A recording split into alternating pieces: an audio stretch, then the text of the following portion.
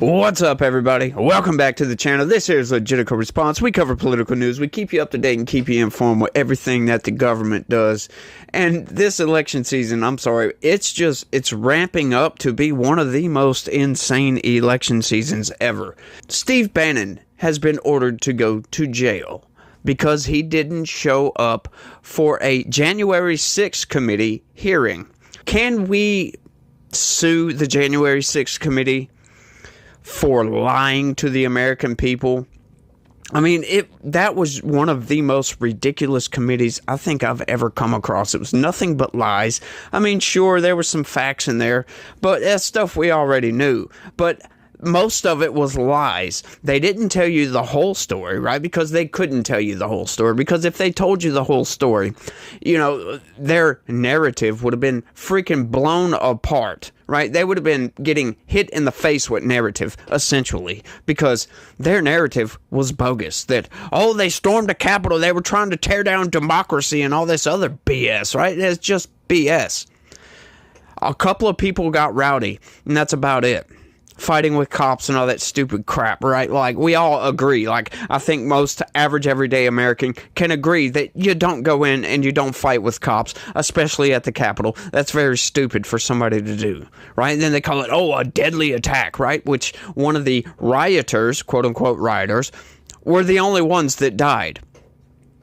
They use all these damn buzzwords around this thing just to piss you off. But this election season is ramping up to be something like you've never seen before. You've got the left doing absolutely everything they can to subvert democracy while trying to make you think that that's not what they're doing.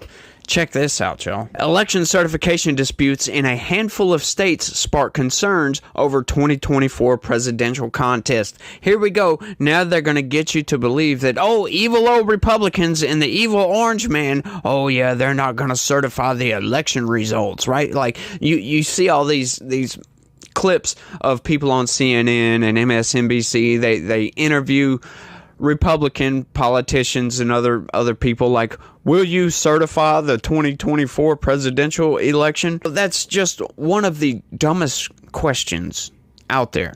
And people tell them, hey, look, that's a stupid freaking question. You know that? In 2024, will you certify the election results? Do you plan to object, or will you accept the results regardless of who wins the election? So, Caitlin, I got to say, I think that's actually a ridiculous question. It's a yes or no question, though. No, it's not.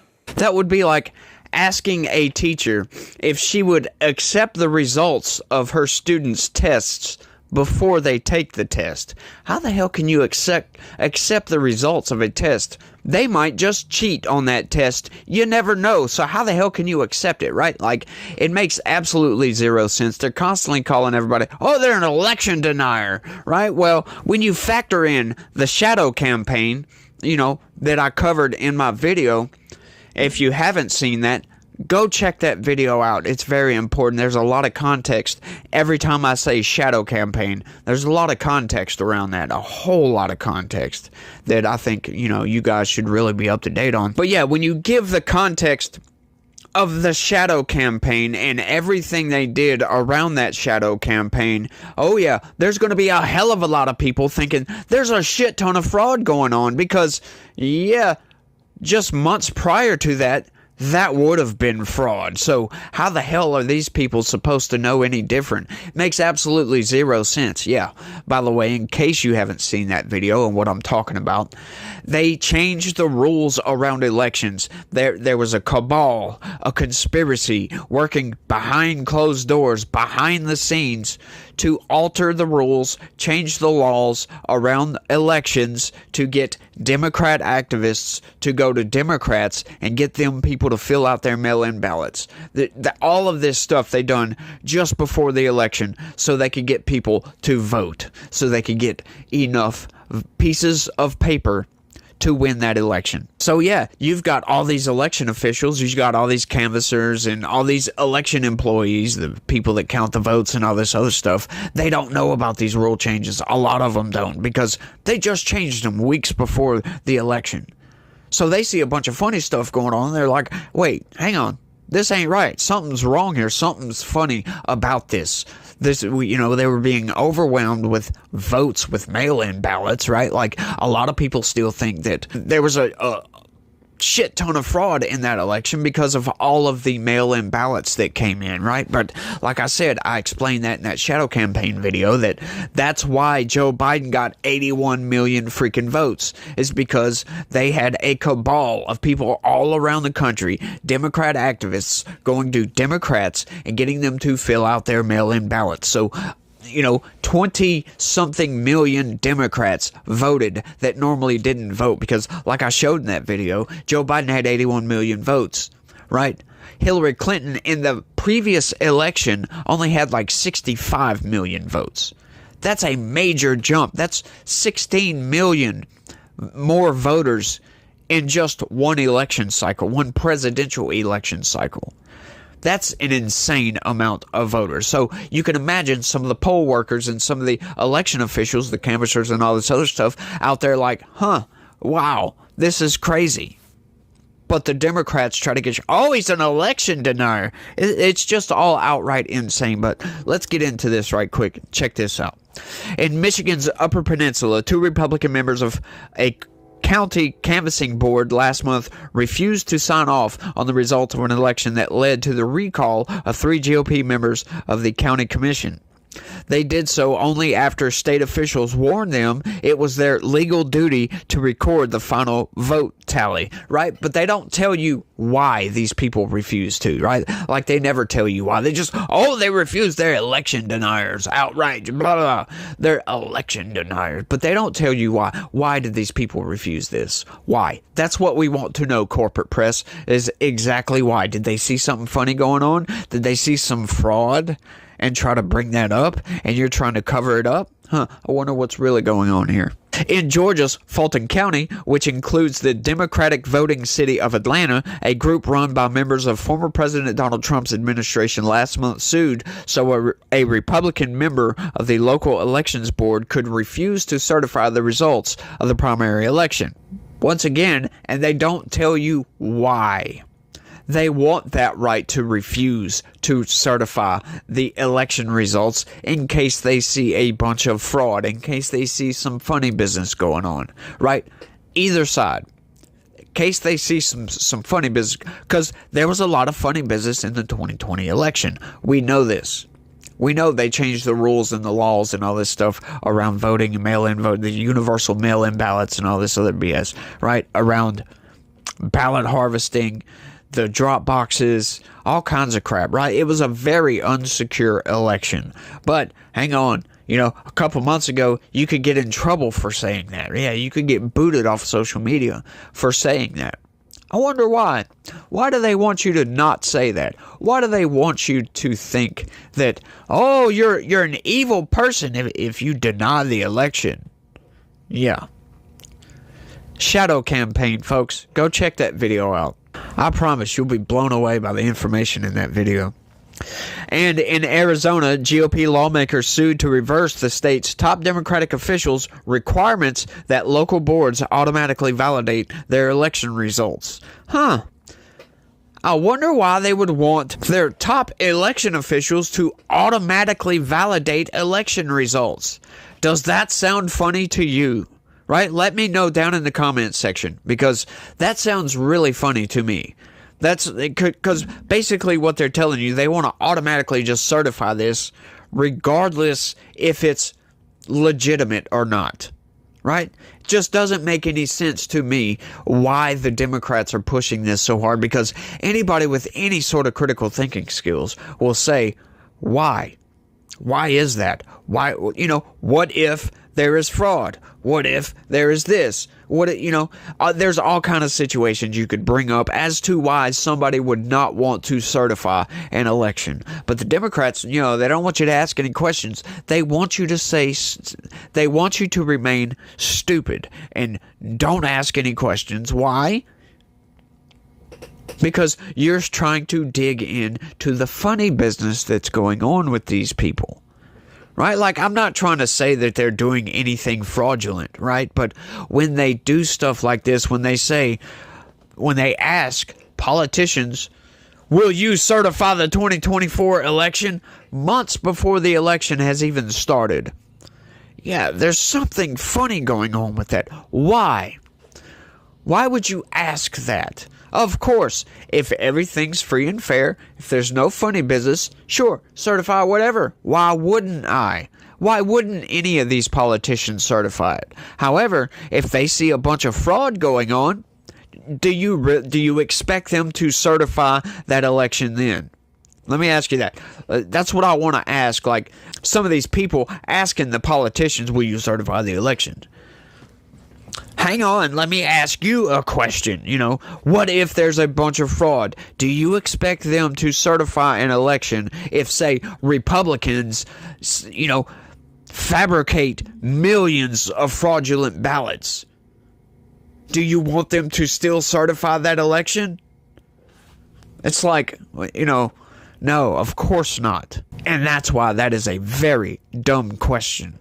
The past 4 years have been filled with battles over all sorts of election arcana, including one that had long been regarded as an administrative afterthought, little-known state and local boards certifying the results. With the presidential election looming in November, attorneys are gearing up for yet more fights over election certification, especially in the swing states where the victory margins are expected to be tight. Even if those efforts ultimately fail, election officials worry they'll become a vehicle for promoting bogus election claims. See, there you go. That's what it is. Bogus election claims. What do you mean, bogus election claims? I wonder what they mean by that. Trump and his... Oh, there you go, folks. You see how they put these things together? They put them together in such a way where you read out bogus election claims. The very next paragraph starts off with Trump. It's like, what? Why? Were his claims bogus? No, as a matter of fact, as we come to find out, they weren't bogus. They were very well founded in reality. It was just that the reality he didn't know was changed. He didn't know that Democrats were working behind the scenes with a shadow cabal of people in the background, behind the scenes, like I said, working to change rules, change laws, and get Democrat activists to get Democrats to fill out mail-in ballots. He didn't know that, so he thought all the rules around the elections were one way, and then he saw all this BS going on, so he thought, hey, there's a bunch of fraud going on. Yeah, as a matter of fact, I totally understand him. Of course, for a while I didn't buy into the election was stolen BS until I read that shadow campaign article. I was absolutely blown away that they actually done this, and then I'm like, all of Trump's claims about 2020 were well-founded. He was wrong, but they were still well-founded because he didn't know what they were doing. And he didn't know that was legal to do because it's technically cheating. It's legal cheating. Trump and his allies have tried to use the tactic to stop election results from being made final if they lose. No. If they see that there's fraud, or if they believe that there's fraud, they want to sort all that fraudulent crap out. Like, see how the corporate press does? They just love to lie. It's not if they lose or if they win. Trump has said 1,000 times that he's fine with the results as long as it's fair, as long as there's no funny business going on. That's any and every politician. But you got these shills on the Democrat side. They just want you to accept the results regardless of any extenuating circumstance or any externalities that may have played a factor in swaying the results one way or another. It just blows my mind that these people think that we're that freaking stupid. In 2020, two Republicans on Michigan's State Board of Canvassers, which must certify ballot totals before the state officials can declare a winner, briefly balked at signing off before one relented and became the decisive vote. Trump had cheered the delay as part of his push to overturn his loss that ultimately culminated in the January 6, 2021 attack on the U.S. Capitol. Once again, you see how they're trying to play these funny little games? Of course, there was a lot of funny business that went on in that election. Do you really think that somebody's just going to sit back and be like, oh, hey, there's some fraud. I'm going to go ahead and certify this election. I'm going to go ahead and certify all these fraudulent ballots. Of course not. Anybody with a conscience is going to say, hang on, I can't certify this. I can't verify its validity. For God's sakes, what's going on here? During the 2022 midterms, some conservative rural counties tried to hold up their state election results, citing the same debunked claims of voter fraud that Trump has made. See how they say debunked claims of voter fraud? Why don't they just say alleged claims of voter fraud? There was voter fraud, so technically they're not debunked. Just some of his claims have been debunked. Not all of them. Because he did win 30-something court cases about voter fraud. Just wasn't enough. Yeah, because he didn't know about the shadow campaign. He didn't know that Democrat activists were going from door to door and getting Democrats to fill out their ballots and say, hey, check this box that says Joe Biden. In New Mexico, rural county supervisors refused to certify the state's primary vote until they were threatened with prosecution. In Cochise County, in southeastern Arizona, 2 Republican supervisors who refused to certify the local vote totals said they had no doubt their own county's tally was accurate, but were protesting the counts in other counties that gave Democratic candidates for governor, attorney general, and secretary of state their victories. Yeah, that was the 2022 election in Arizona, where there was so much funny business. That was probably the most unsecure election in U.S. history, right? We were following the news on that, and there were so many polling locations that got shut down. In the court cases, for God's sakes, there was thousands of ballots that were supposed to be 20-inch ballots that were printed on 19-inch pieces of paper. I might have that backwards. It may be 20-inch ballots that had 19-inch printed on the paper, so it was too small. So when they tried to run the ballots through the counter, through the tabulator or whatever, it rejected all those votes. And that just so happened to be in rural counties where it was the vast majority of the voters were Republican. Of course they didn't want to certify, and they were threatened with jail for doing that. After seeing all this, after seeing these ballots that were printed on the wrong paper and they got rejected, disenfranchising thousands, literally thousands of voters, their votes got thrown out. So their votes didn't count. And these people were expected to certify that. Let me ask a simple question down in the comments.